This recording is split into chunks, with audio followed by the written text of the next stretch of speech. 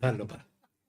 అయితే నిన్న పొద్దున మెడిటేషన్ చేస్తూ ఉంటే మెడిటేషన్ కాగానే నాకు ఏం స్ఫురించిందనంటే రమణమూర్తి గారి మీద అటాక్ జరుగుతుంది అనేది తెలిసింది నాకు నిన్న పొద్దున దాని 9 గంటల టైం లోపల. అయితే ఫోన్ చేయాలా చేయొద్దా అని ఒక నిమిషం ఆలోచించి ఈ ఫోన్ చేస్తే ఈయనకేంటే అసలు తెలివి ఉందా తెలివి లేదా ఇట్లా మాట్లాడుతున్నాడని అనుకుంటారని చెప్పేసి మళ్ళీ నేను విడ్రా అయిపోయాను దాని లోపల. సో ఇది వాస్తవంగా జరిగినటువంటి విషయం. తర్వాత ఏంటంటే మిత్రులారా, ఇప్పుడు ఇంత పిచ్చి ఎంత ముదిరింది అని అంటే షిర్డీ సాయిబాబా, ఇప్పుడు వారు కూడా షిర్డీ సాయిబాబా గురించి పుస్తకం రాశారు రమణమూర్తి గారు. ఈ మధ్య షిర్డీ సాయిబాబా గురించి ఆయన ప్రత్యేకమైనటువంటి సమావేశాలు జరుపుకుంటూ బాబా గురించి మనకు వాస్తవాలు తెలియజేస్తున్నారు అన్నట్లు. ఇవాళ ఈ పిచ్చి ఎంత ముదిరిపోయిందని అంటే సాయిబాబా మీద లేనిపోని విమర్శలు చేయడం అనేది ప్రారంభమైంది. సాయిబాబా హిందువు కాదు, లేక సాయిబాబాను పూజించద్దు, రకరకాల. అసలు మూర్ఖులకు ఒక విషయం తెలియాల. ఫస్ట్ సాయిబాబాను గుర్తించిందే మహాత్ములు. ఫస్ట్ సాయిబాబాను గుర్తించింది ఆనందనాథ్ మహారాజు. అదేవిధంగా అవుతుందో నేడు గంగాగిరి మహారాజ్, గొప్ప యోగులు వాళ్ళు, 90 ఏళ్ళ వయసు గంగాగిరి మహారాజ్ అనుభవం. అలాంటి యోగులు ఫస్ట్ షిరిడీకి వచ్చి బాబాను చూసి ఈయన మహాత్ముడండి, మీరు ఇప్పుడు గ్రామ ప్రజలు గుర్తించడం లేదని చెప్పించారు. ఎంతోమంది మహాత్ములు, వాసుదేవానంద సరస్వతి లాంటి వాళ్ళు. వాసుదేవానంద సరస్వతి అసలు మేము యోగులం ఎవరికి నమస్కారం చేయకూడదు కానీ బాబా విషయం లోపల అది మినహాయింపు ఉందని చెప్పి ఆయన నమస్కారం చేయడం అనేది జరిగిందన్నాడు. అంటే ఎంత ఆ రోజు ఉన్నటువంటి యోగులు మహాత్ములు ఎంతో పెద్ద పెద్ద వాళ్ళు గుర్తించినటువంటి యొక్క సాయిబాబాను పట్టుకొని వాళ్ళ వీళ్ళు ఓ పిచ్చి పిచ్చిగా చేసి దాన్ని కూడా ఒక హిందూ ముస్లిం సమస్యగా చేయాలని చెప్పేసి ప్రయత్నం చేస్తున్నారంటే ఆ మూర్ఖత్వం ఏ స్థాయికి పోయింది అనేది మనం ఆలోచించాల్సిన అవసరం ఉంది. మిత్రులారా, ఇక్కడ విషయం ఏంటంటే ఇందాక మీ అందరికీ పెద్దవాళ్ళందరూ కూడా చెప్పారు దాని లోపల ఈశావాస్యం ఇదం సర్వం అంటే లోకంలో ఎక్కడ చూసినా కూడా ఈ విశ్వమంతా ఒకే చైతన్యంతో నిండి ఉంది. విశ్వమంతా ఒకే చైతన్యం, రెండు అనేటటువంటిది లేదు అక్కడ. దానిలో ఇన్ని జీవరాశులు లేకుంటే ఇన్ని ప్రాణులు, దానిలో అది చెట్లు కావచ్చు, యొక్క జంతువులు కావచ్చు, ఏదైనా కావచ్చు, సర్వం విశ్వమంతా నిండి ఉన్నది భగవంతుడు అనేది మనకు ఉపనిషత్తుల్లో చెప్పడం అనేది జరిగింది. దానిలో దీన్ని అసలు అర్థం చేసుకోకుండానే మేము హిందువులం అని చెప్పేసి వాళ్ళు మాట్లాడుతూ ఉంటే అలాంటి విషయాలన్నీ కూడా రమణమూర్తి గారు ఇవాళ స్పష్టంగా చెప్తున్నారు.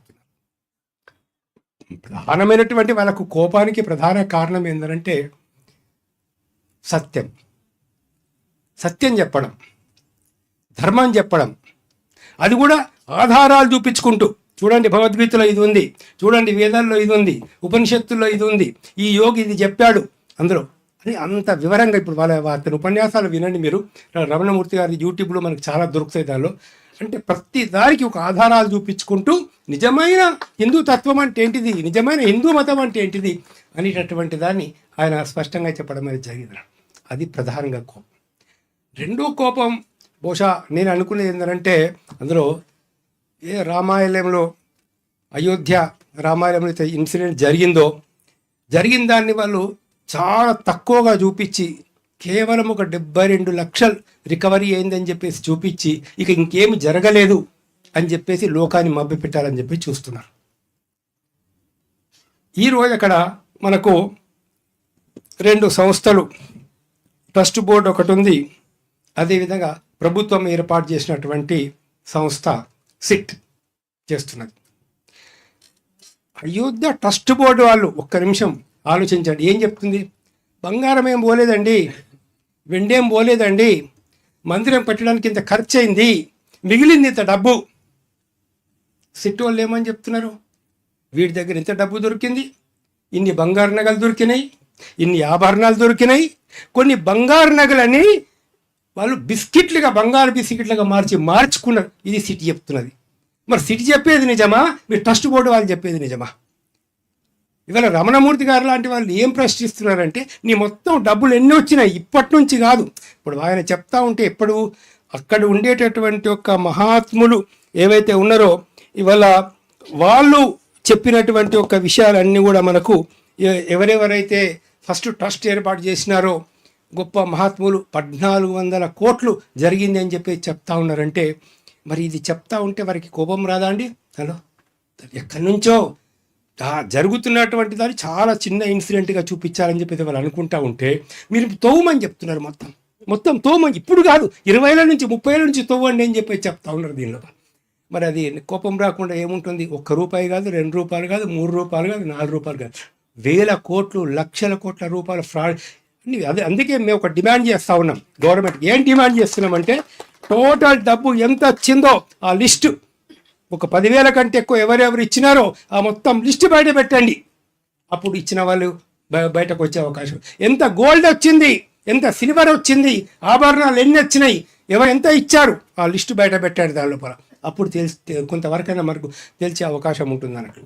ఈ విషయాలన్నీ కూడా రమణమూర్తి గారు ప్రశ్నిస్తున్నారు కాబట్టి ఈ ప్రధానమైనటువంటి ఒక సమస్య ఉందని చెప్పేసి నేను భావిస్తున్నాను. సరే, ఏది ఏమైనా ఇప్పుడు జరిగినటువంటి ఇన్సిడెంట్ మట్టుకు చాలా ఘోరమైన ఇన్సిడెంట్.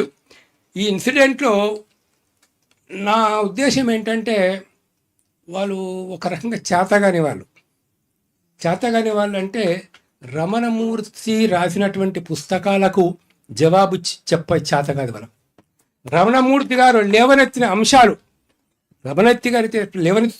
ఉన్నారు, వీటికి వేదాల పరంగా కానీ, భగవద్గీత పరంగా కానీ, ఉపనిషత్తుల పరంగా కానీ, హిందూ ధార్మిక పుస్తకాల పరంగా కానీ ఆన్సర్ చెప్పేటటువంటి కెపాసిటీ నీకు లేదు. సత్యం పట్ల మీకు ఒక విశ్వాసం లేదు అందరూ, కాబట్టి మీరు వాదించలేరు. వాదించినప్పుడు, వాదించే శక్తినికి లేనప్పుడు కోపం వస్తుంది. ఎందుకయ్యా? ఇప్పుడు విశ్వరూపంలో శ్రీకృష్ణుడి, పరమాత్ముని యొక్క శ్రీకృష్ణుడి ఒక ముఖం లోపల మనం తీసుకొచ్చి ఇంకొక నాయకుడు ఒక ముఖం పెడుతున్నామనంటే అది ఏమన్నా దాని మరి ప్రశ్నించే ప్రతి హిందూ యొక్క ఫీలింగ్ దెబ్బతినదా? కాబట్టి ఏతుందో ఈ అన్ని విషయాలు మీ అందరికి కూడా మీ దృష్టి లోపల ఉన్నప్పుడు ఒకటి ప్రధానంగా రమణమూర్తి గారు మాట్లాడుతూ ఒక విషయం అన్నారు, కానీ నాకైతే అతని మీద కోపం లేదు, ఏం లేదు అనేటటువంటి చెప్పినాడు. కానీ ఎట్టి పరిస్థితుల్లోనూ కాంప్రమైజ్ చేసుకోవద్దు, ఖచ్చితంగా చెప్తున్నాను. ఎట్టి పరిస్థితుల్లోనూ మీరు కోర్టులో వాడు కాదు వాడి కుటుంబం మొత్తం ఎవరొచ్చి మీకు కాళ్ళు పట్టుకున్నా కూడా నేను అతన్ని క్షమిస్తున్నా అని చెప్పేసి మీరు కోర్టులో మట్టుకు ఒప్పుకునే సమస్య లేదు. ఖచ్చితంగా శిక్ష పడాల్సిందే, దాని 2 ఏళ్ళు పడుతుందా, 3 ఏళ్ళు పడుతుందా, ఎన్ని సంవత్సరాలు శిక్ష పడుతుంది అది వేరే విషయం దాని లోపల. కానీ ఖచ్చితంగా ట్రయల్ నడవాల్సిందే, ఖచ్చితంగా శిక్ష పడాల్సిందే. అట్లా శిక్ష పడితేనే ఇవాళ రకరకాల ఉద్యమాలు చేస్తున్నటువంటి వీళ్ళందరికీ కూడా ఒక రక్షణ అనేటువంటిది ఉంటుందని, ఒక విశ్వాసం అనేటువంటిది వస్తుంది, లేకపోతే రాదు. కాబట్టి ఇది చాలా నేను స్పష్టంగా చెప్పదలుచుకున్నా. రెండో విషయం అయితే ఉందో, మీరు ఇప్పుడు ఏ పనికిరాని వాళ్ళందరికన్నా కూడా గవర్నమెంట్ సెక్యూరిటీ ఇస్తుంది. వాడు ఒక ఎమ్మెల్యే అవుతాడు 4 పోలీసు వాళ్ళు వెంబడి, ఒక ఎంపీ అవుతాడు 10 మంది పోలీసు వాళ్ళు వాడు వెంబడి, 4 వెహికల్స్. ఏ ప్రమాదం లేని వాడికి నువ్వు సెక్యూరిటీ ఇస్తున్నావు. ఇవాళ రమణమూర్తి గారు ఏదైతే ఒక విశిష్టమైన పని చేస్తున్నారో, ఒక విప్లవాత్మకమైన పని చేస్తున్నారో, ఒక సత్యాన్ని చెప్పే పని చేస్తున్నారో, ఒక నిజమైన ధర్మాన్ని బోధించే పని చేస్తున్నారో, అది అధర్మ చేసేటటువంటి వాళ్ళకు, దొంగతనాలు చేసేటటువంటి వాళ్ళకు నిజంగానే బాధ కలుగుతుంది. వాళ్ళు అతని మీద పగబోని ఉంటారు. కాబట్టి రాష్ట్ర ప్రభుత్వం, స్టేట్ గవర్నమెంట్ అతనికి సెక్యూరిటీ ఇవ్వాలని చెప్పేసి నేను డిమాండ్ చేస్తాను. ఇది మీ బాధ్యత. ఆయన అప్లికేషన్ పెట్టాడా పెట్టలేదా అది కాదు అక్కడ. ఇవాళ డీజీపీ గారు కానీ మిగతా అధికారులు తప్పనిసరి దాన్ని పరిశీలించి వారికి ఒక సెక్యూరిటీ ఉంటుంది ఇవ్వాలా. మన ఆర్గనైజేషన్స్ కూడా, మీరు కూడా ఎవరైతే ఇప్పుడు సార్తో పాటు ఉంటున్నారో, రమణమూర్తి గారితో ఉంటున్నారో, ఒక 4-5 కుర్రవాళ్ళు, యువకులు ఖచ్చితంగా అయితే ఉందో ఎల్లప్పుడూ ఆయనతో పాటు ఉండాలని చెప్పేసి కూడా నేను కోరుతున్నాను. ఎందుకనంటే మామూలు వ్యక్తి ప్రాణం వేరే, దానిలో ఇంత విజ్ఞానం ఉన్నటువంటి ఒక వ్యక్తి, ఇన్ని విషయాలు తెలిసిన వ్యక్తి, ఇంత చరిత్రను పరిశోధన చేసినటువంటి వ్యక్తి, ఆధ్యాత్మికంగా ఇంత లోతుగా చెప్పగలిగినటువంటి వ్యక్తి మరొకరు మనకు దొరకరు. ఇక్కడ మరొకరు దొరకరు. కాబట్టి ఆయన మనం రక్షించుకోవాల్సినటువంటి అవసరం ఉన్నది. దానికోసం అంటే మన మీద ఆయుధాలు బూనుకొని ఏదో చేయాల్సినటువంటి అవసరం లేదు, కానీ ఖచ్చితమైనటువంటి రక్షణ మట్టుకు ఇవ్వాల్సిన అవసరం ఉందని చెప్పి నేను చెప్తూ, ముఖ్యంగా ఇప్పుడు ఈ కార్యక్రమాలని రేపు ఈ కార్యక్రమం పెడతా ఉన్నారు. ఇది చాలా మంచిదే. ఇటువంటి ఒక అంటే రంగరాజన్ గారి గురించి ఒకటే ఒక 1 సెకండ్ ఎందుకు ఆయన వ్యతిరేకించారంటే ఆయన హుండీలు పెట్టలేదు అంతే. నాకు తెలిసినంత వరకు అయితే మందిరంలో హుండీలు పెట్టనివ్వలేదు. అక్కడ హుండీలు లేవు కాబట్టి చోరీ చేసే అవకాశం లేదా? చోరీ చేసే అవకాశం ఉంటే గమ్మున ఉంటాం. వాళ్ళకి చోరీ చేసే అవకాశం లేకపోతే రంగరాజన్ గారి మీద కోపం వస్తుంది. మరి ఈయన అక్కడ బంగారు బిస్కెట్లు ఏమైపోయినాయి అంటే రమణమూర్తి గారి మీద కోపం వస్తుంది. ఇవన్నీ జరిగే విషయాలే దాని లోపల.